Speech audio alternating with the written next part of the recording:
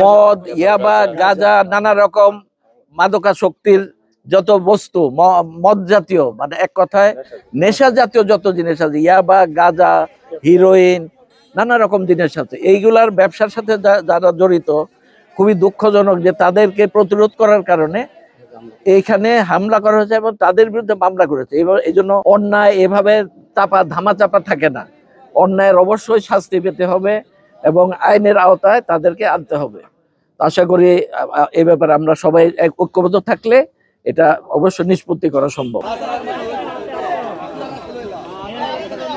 এই মাদকের আন্দোলনের মাধ্যমে রুবেলের বায়াসারি গিয়ে অতর্কিতভাবে মাদক বিরোধীদের গিয়ে অ্যাটাক করছে। অ্যাটাক করার পর তারা আইসা আগে আবার বাড়ির থেকে আবার দাও চাউল আবার গেছে গিয়ে এরা ডাকতেছে, তোরা ছাড়বো না। তখন আমরা যে ফুলাফান আছে এরা খেপছে, এলাকার মানুষ দৌড়ে সবাই গেছে, গেলে পরে একটু হালকা একটু সংঘর্ষ হয়েছে।